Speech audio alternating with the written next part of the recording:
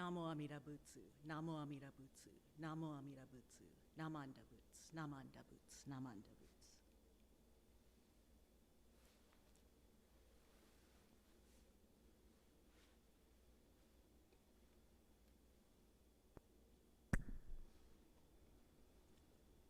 Good morning, everyone. Thank you for joining us. Welcome to our OCBC and Vista Buddhist Temple family service for Sunday, October 18th, 2020. My name is Janice Hirohama, and I'm a minister's assistant here at OCBC. I will be leading this morning's service. We are live streaming from the OCBC Hondo.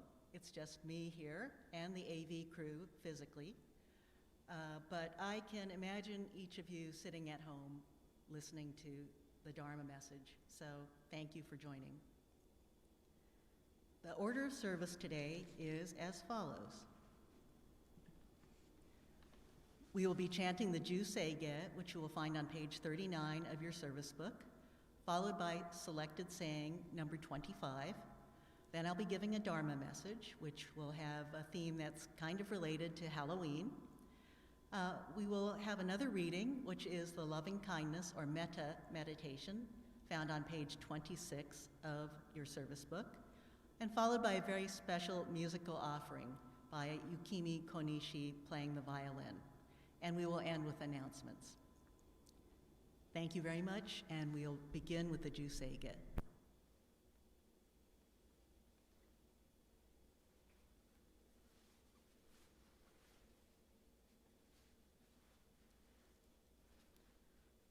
Namanda Butsu, Namanda Butsu, Namanda Butsu, Namanda Butsu, Namanda Butsu.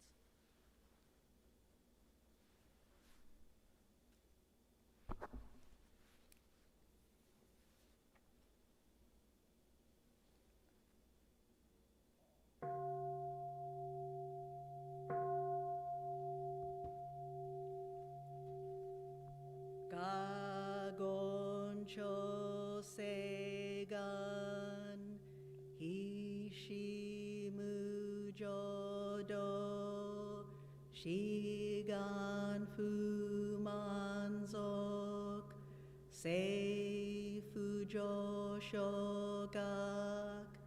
Gao Muryoko Fui Dai Seshu Fusai Shobingu Seifu Joshogak Gashi Jobutsudo Myosho Chojipo Kukyo Mishomon Seifu Joshogak Ryokujin Shonen Jo Eshu Bongyo Shigumu Jodo Isho Teninshi Jinniki Endaiko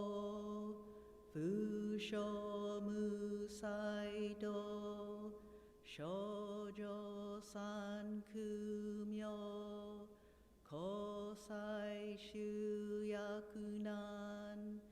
Kaihichi Egen Meshi Konmoan Heisokusho Akudo Tsudatsu Zen Shumon Kosojo Manzok Ioro Jipo Nichigatsu Shujuki Tenko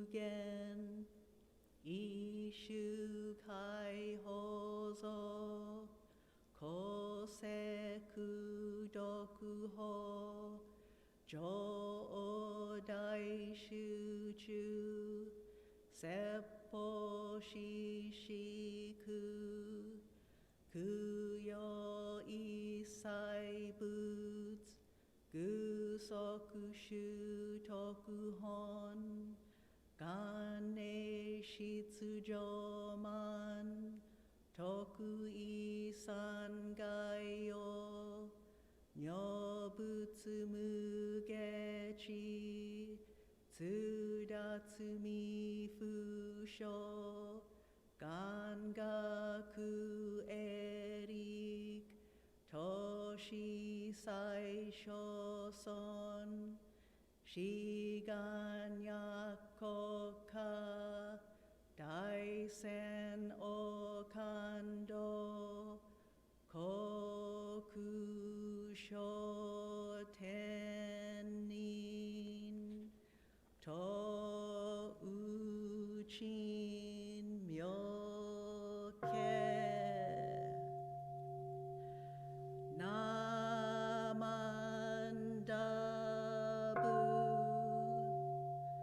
namandabu,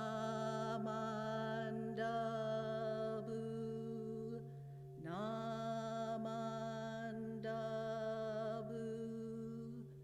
namandabu,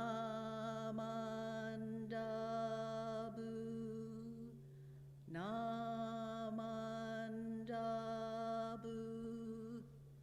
namandabu,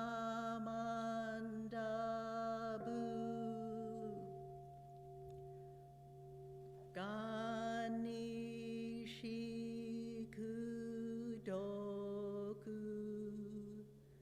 yodo seisai, dohoden bodaishin,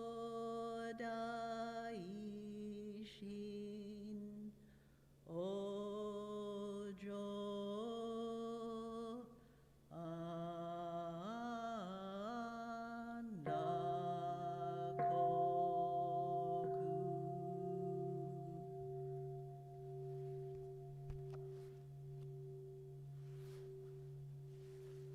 Namanda boots, namanda boots, namanda boots, namanda boots, namanda boots.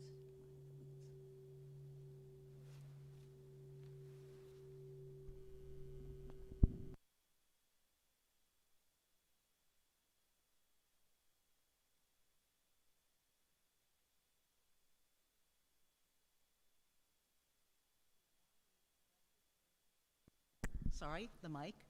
We'll now read selected saying number 25.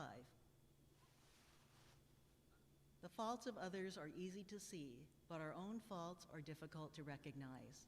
If one sees that he has a fault, he must realize that the fault must be very grave indeed for him to recognize it himself.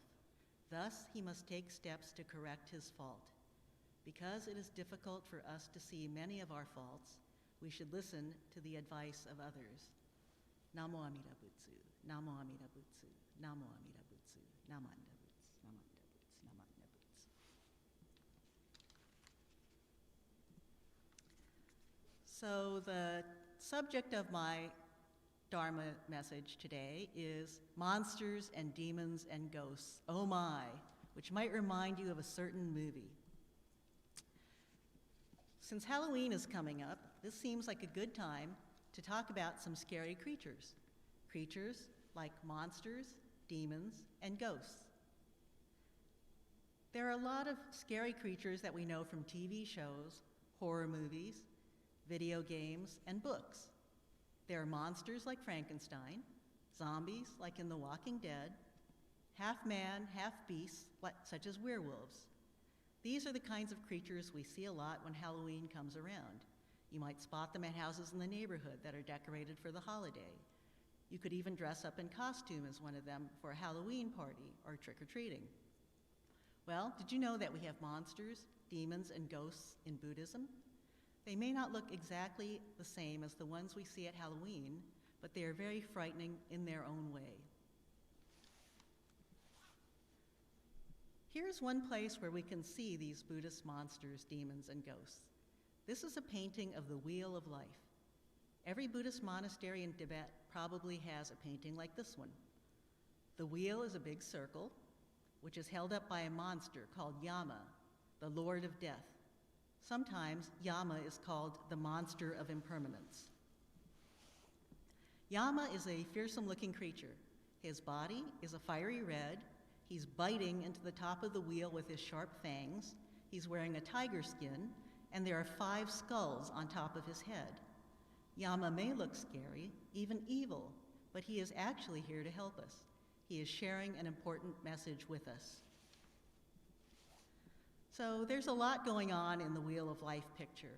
There are some things going on in the upper corners, in the small circle in the very middle of the wheel, and around the edges of the circle. But right now, let's take a closer look at the main part of the circle.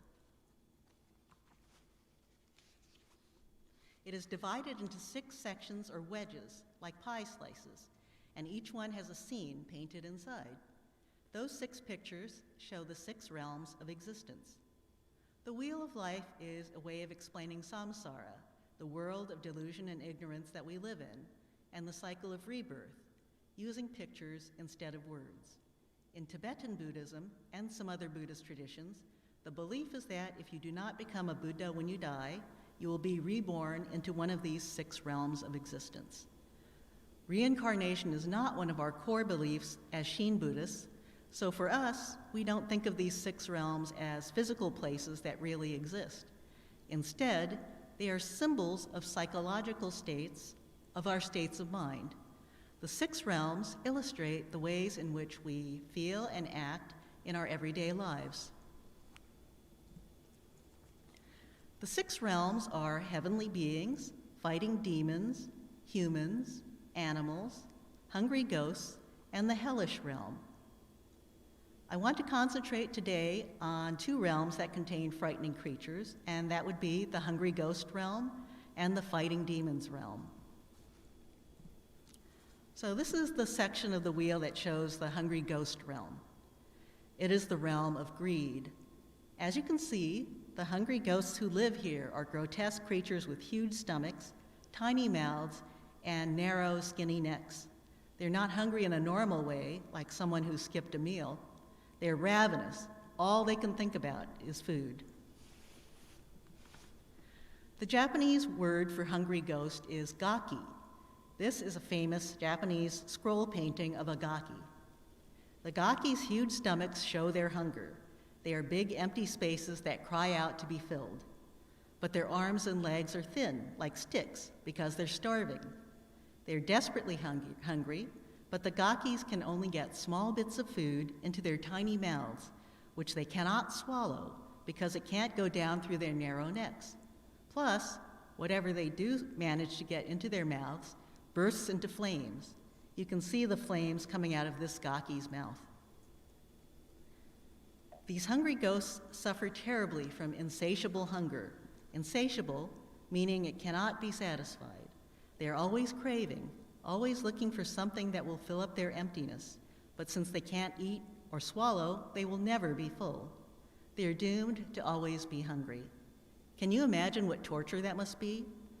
Think about what it's like to be starving, to have food in front of you, to be able to see it and smell it, to even bring the food to your mouth, and then not be able to eat it. It's really torture. These hungry ghosts are a symbol of greed and how it works in our lives.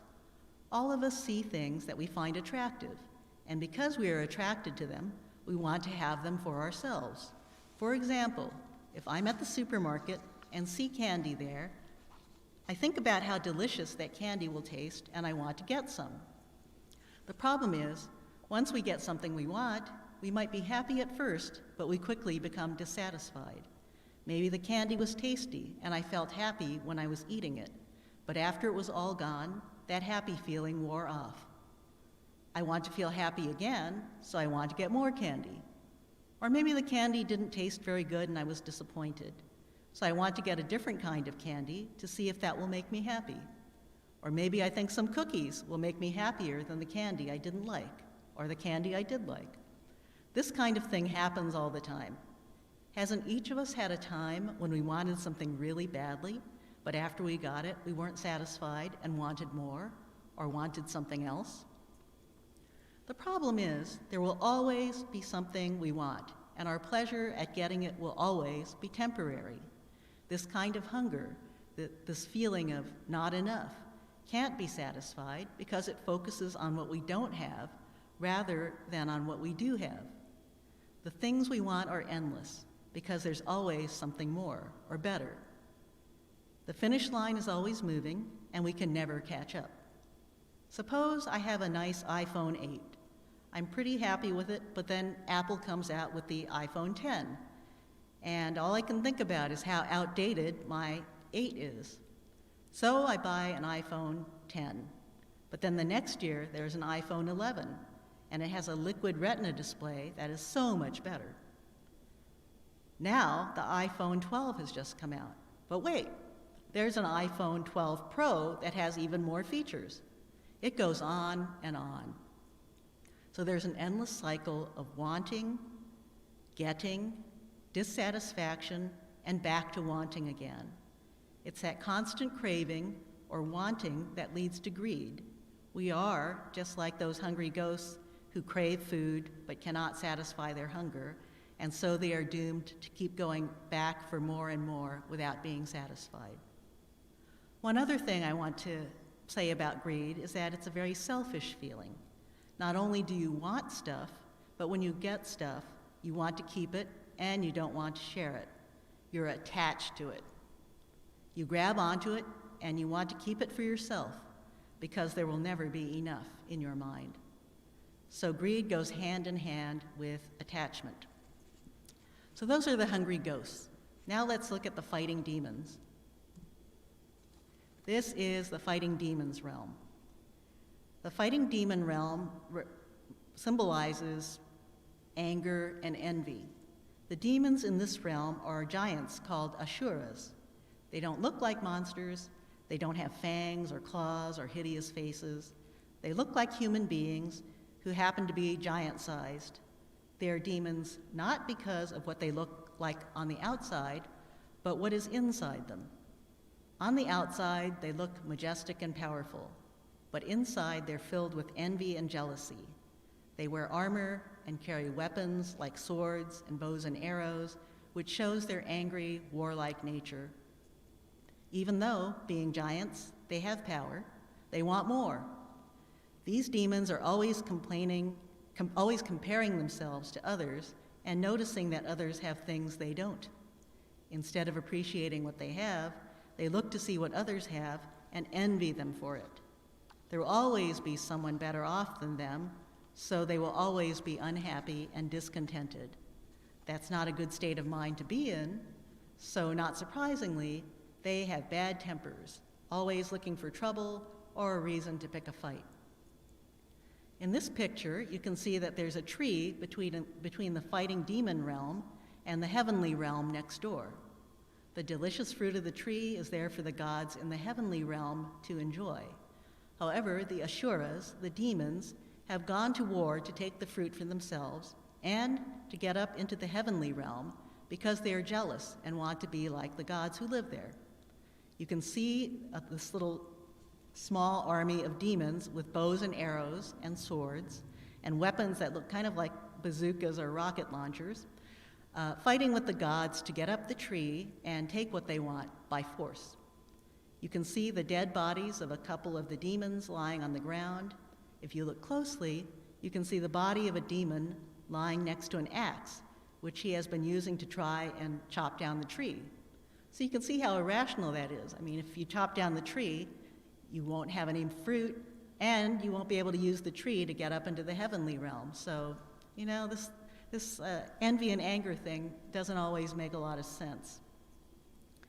For the fighting demons, underneath their envy is a feeling that life is unfair. They're looking at the other guy and thinking, why don't I have what he has? Why him? Why not me? No wonder they're dissatisfied and angry. You can't be happy with your own life if you're always thinking about what someone else has. The grotesque, hungry ghosts and the angry and envious fighting demons look pretty scary. And in some ways, they are more frightening than the Halloween-type monsters I mentioned at the beginning. The zombies and Frankensteins are scary because they are kind of like us, but not really us. They may have started out as human beings, but then something bad happened to transform them into another sort of creature. But the hungry ghosts and fighting demons really are us. Unlike monsters in a horror movie or an amusement park haunted house, the hungry ghost and fighting demon feelings of greed, envy, and anger don't go away when the movie ends or we walk out of the house. They are inside us and can rise up at any time, like the monster in Alien that is hiding inside the astronaut and suddenly bursts out of his chest. The hungry ghosts and fighting demons inside us can take over our thoughts and feelings and make us do things we don't want to do. They can hurt us, and they can cause us to hurt others, and that causes suffering. Where do these ghosts and demons, those feelings of greed and envy and anger, come from? They come from our ego self, the foolish, selfish, and ignorant side of ourselves. When our minds are taken over by feelings of greed or envy or anger, we are living in the hungry ghost or fighting demon realm. The monsters are in control, and we're living in their world, in their reality. It's like the imaginary world that we enter when we walk into a Halloween haunted house or watch The Walking Dead on TV. It's dark. We're nervous because we don't know what's out there.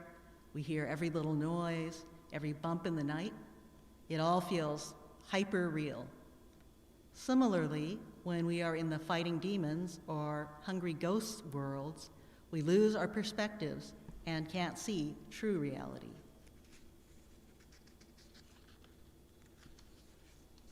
So how do we get ourselves out of the grip of our hungry ghosts and fighting demons? How do we escape our suffering? With haunted houses and horror films, in the light of day, the things that seem so frightening in the dark are no longer scary. You can see that the noise that sounds like someone breaking into the house is actually the wind scraping a tree branch against a window. With the lights on, those monsters in the haunted maze are actors wearing costumes and rubber masks, carrying props. The Buddha Dharma can be the light of truth that lets us see reality and takes us out of the world of ignorance, just like daylight dispels the imagined monsters. By showing us the reality of the greedy, hungry ghosts and the envious and angry fighting demons, Buddhism can help us see things as they really are, can help us see ourselves as we really are. How? It gives us a sense of perspective by getting us to step back and see the larger picture of our lives. That bigger picture is that we are foolish beings, ordinary people who are not perfect. We are always going to have that part of us that are hungry ghosts and fighting demons. That is our ego self in action. That doesn't mean we're bad people. It means that we are ordinary, flawed people who cause suffering to ourselves and other people because our ignorance and selfishness make us act in harmful ways. But we can lessen the suffering we cause by not letting our monsters control us and our behavior.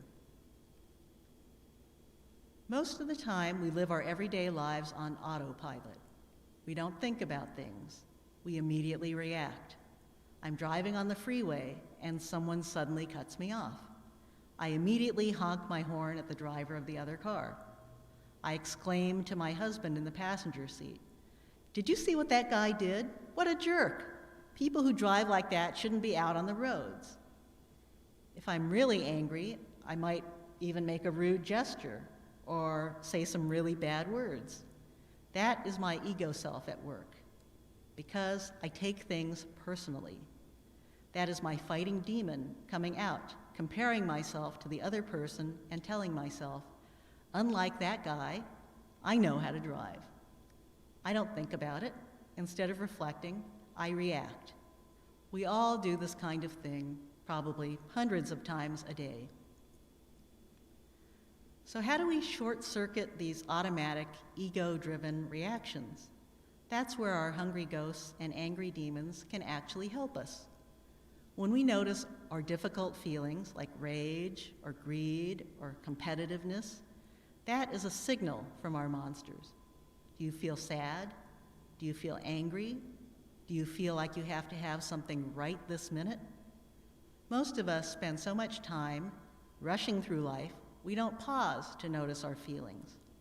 Or we try to ignore negative feelings because we don't like feeling bad. We think that feeling those feelings is going to make us feel bad. But our feelings are a message. They are our hungry ghosts and angry demons telling us to pay attention.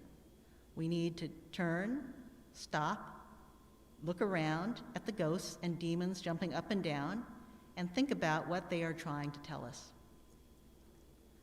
Once you are aware of your feelings, take a good look at them, study them. Don't run away from them by pretending that they aren't there. Identify what you're feeling. Do you have a craving, a feeling of having to have a particular thing? Or do you want to grab onto something and not let it go? Maybe that's your hungry ghost talking.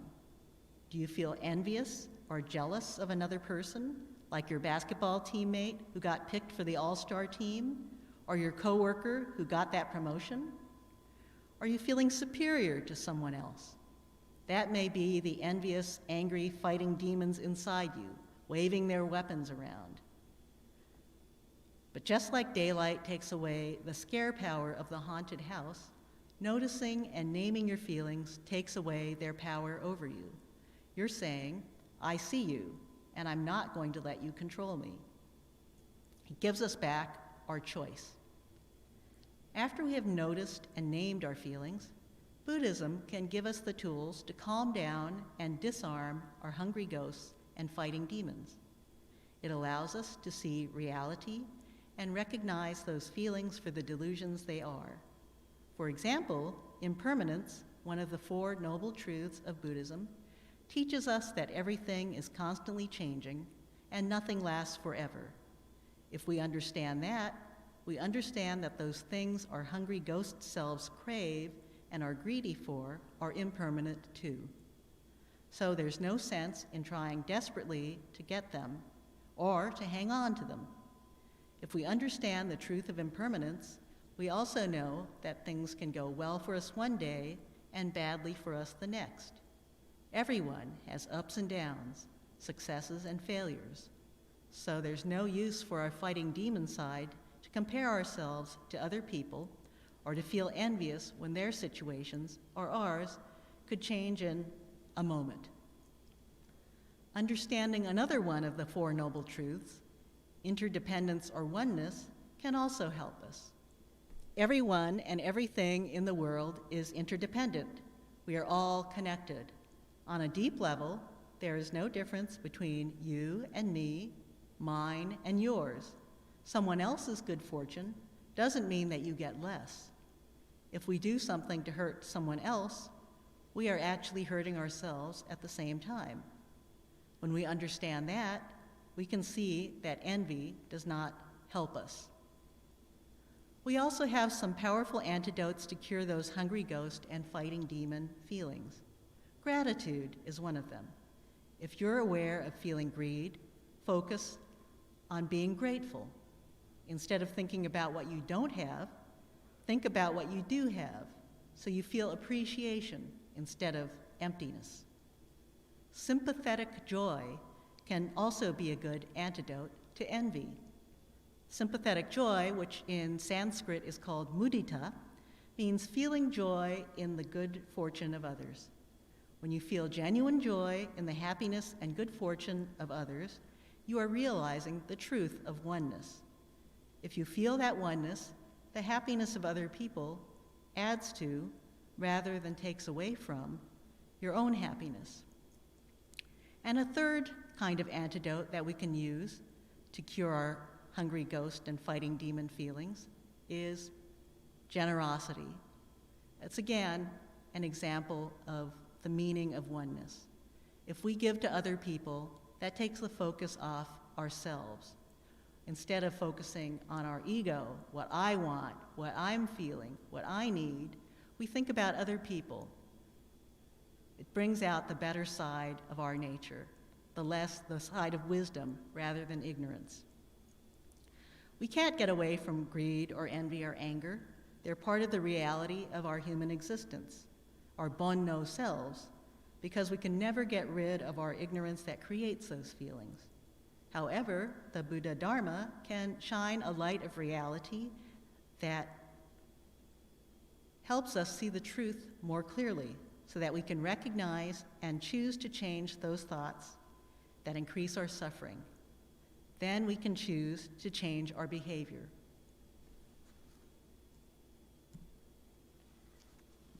Many of you may have recognized that the title of my talk, Lions and Tigers and Bears, Oh My, comes from the movie The Wizard of Oz.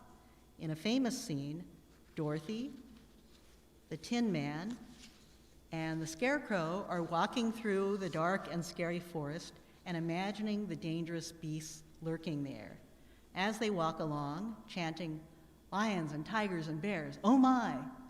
They are terrified when a lion actually does jump out at them, but they discover that, in reality, the lion is a coward. When Dorothy finds the courage to stand up to the lion when he threatens her little dog, Toto, they see that he is much more afraid of them than they are of him. The cowardly lion becomes their friend and fellow traveler on their journey to the Emerald City. Like Dorothy, we can choose to stand up to the scary creatures instead of running away. When we pay close attention to our feelings, we can recognize the hungry ghosts and fighting demons inside us. We see that they come from our ego self and are causing suffering for ourselves and others. We can realize that understanding the truth of impermanence and interdependence takes away the power of these ghosts and demons to hurt us and shows us the antidotes we can use to heal the harm, like generosity, gratitude, and sympathetic joy. If we turn and face our monsters, we can take a good look at them, listen to what they're trying to tell us, and learn from them. Lions and tigers and bears, oh my. Namo Amida Butsu, Namo Amida Butsu, Namo Amida Butsu, Namanda Butsu, Namanda Butsu, Namanda Butsu.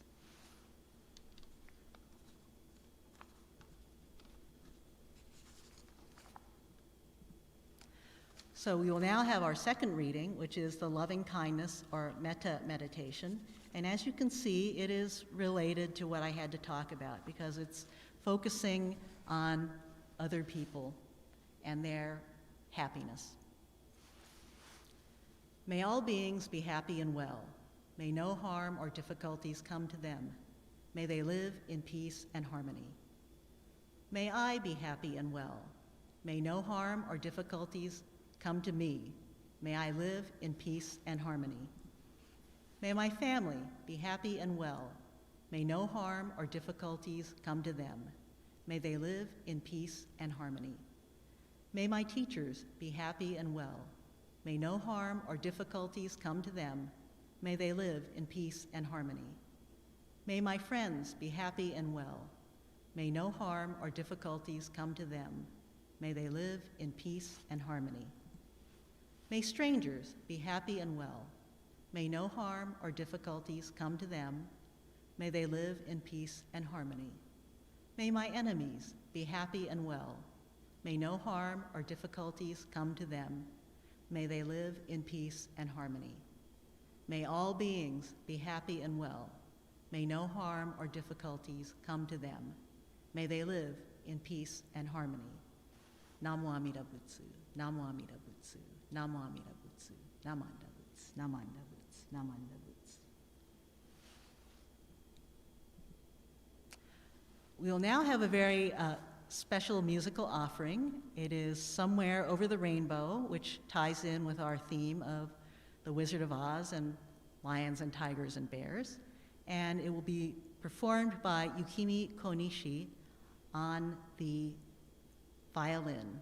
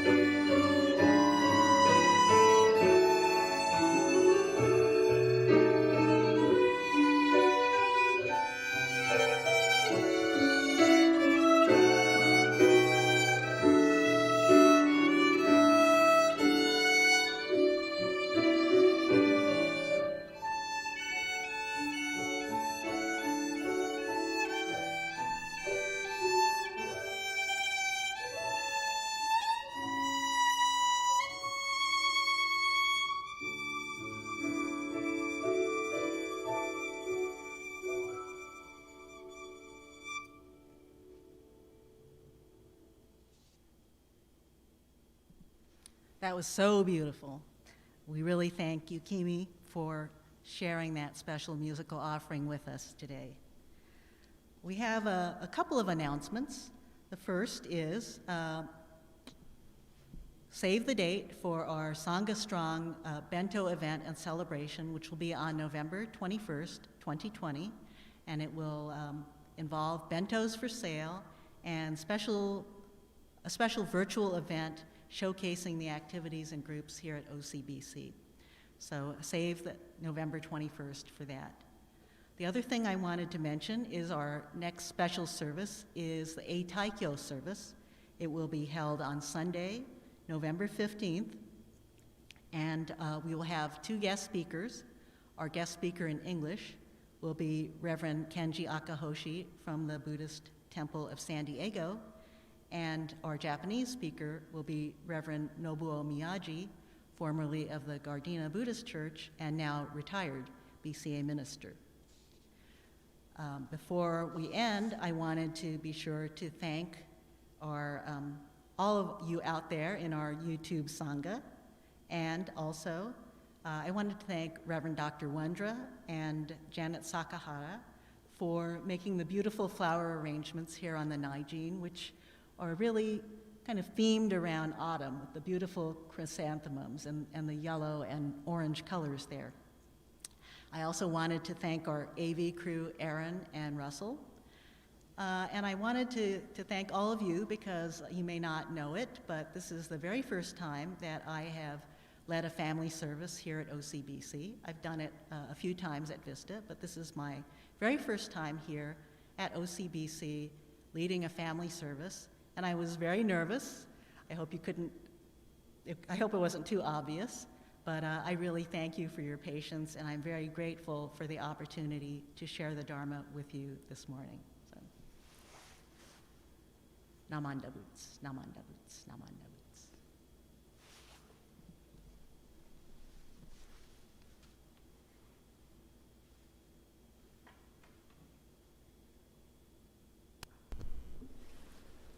Namanda Boots, Namanda Boots, Namanda Boots, Namanda Boots, Namanda Boots.